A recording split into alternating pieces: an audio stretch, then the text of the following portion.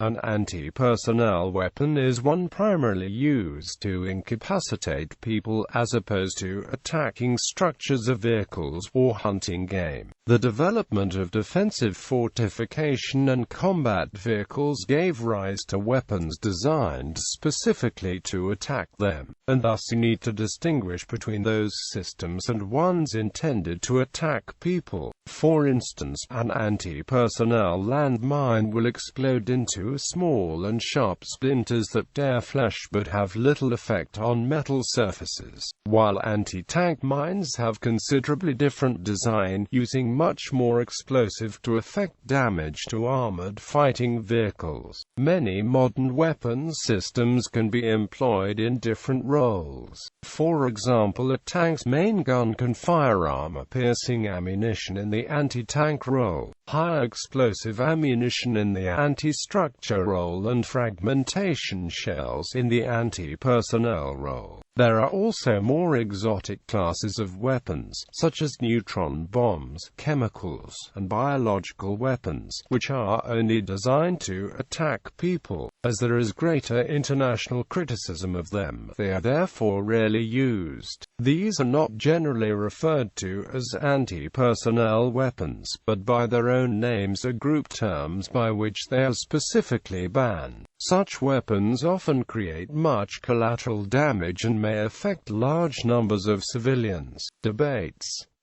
has arisen over whether some primarily anti-materiel weapons can be used as anti-personnel weapons. The Barrett M82 rifle, standardized by the U.S. military as the M107, fires a large-caliber, 50 BMG round that will penetrate most commercial brick walls and concrete blocks. It is an anti-materiel rifle designated as a special application sniper rifle and designed for use against military equipment, rather than against other combatants. It is used by many armies around the world, both in regular forces and in special forces units. As it uses a 50 BMG round, this has led to some debates in the U.S. Armed Forces about the legality of using such a large anti-materiel rifle round against a human. There have been persistent reports that some U.S. military personnel believe that the use of 50 BMG in a direct anti-personnel role is prohibited by the laws of war. However, Marge Hayes Parks states that no treaty language exists to support a limitation on against personnel, and its widespread, long-standing use in this role suggests that such anti-personnel employment is the customary practice of nations.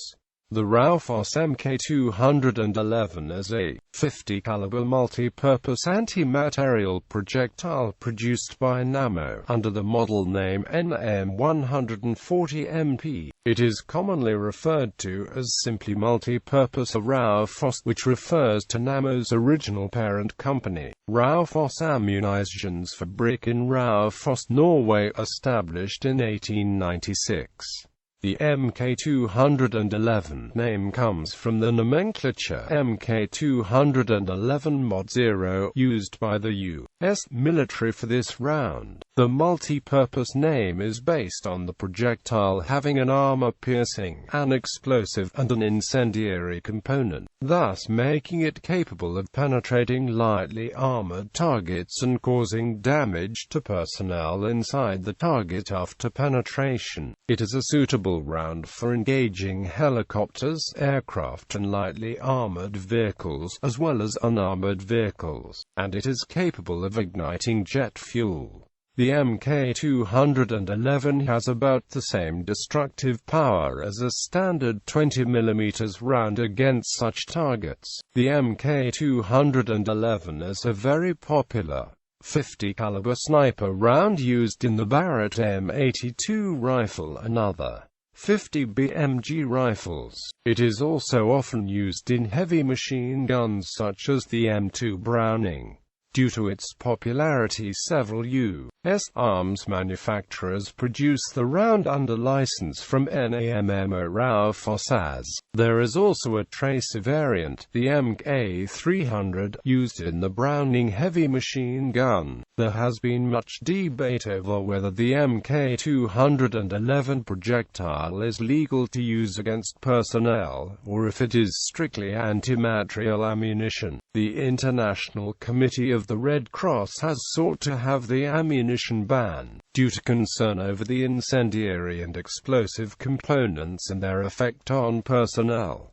Under the St. Petersburg Declaration of 1868, the military and naval use of explosive or incendiary projectiles with a mass of under 400 grams is forbidden. Very few nations were parties to the St. Petersburg Declaration, however, and that declaration does not govern the conduct of non-signatory parties. Further, the Hague Treaties of 1899 and 1907, which superseded the St. Petersburg Declaration, and were signed by a far wider circle of nations, to permit the use of such ammunition for autocannons and heavy machine guns. Machine guns firing 50 cal 12.7 mm ammunition are heavy machine guns. At best, the ICRC's position can be applied to only a small group of nations that were parties to the St. Petersburg Declaration. At worst, the ICRC's position is made moot by more than 100 years of subsequent international treaties. The official stance of the Norwegian government is that the 12.7 mm MP round should not be used against personnel, but an exception has been made for snipers using the round, due to the practical limitations of snipers having to change the type of ammunition used when switching between hardened and soft targets.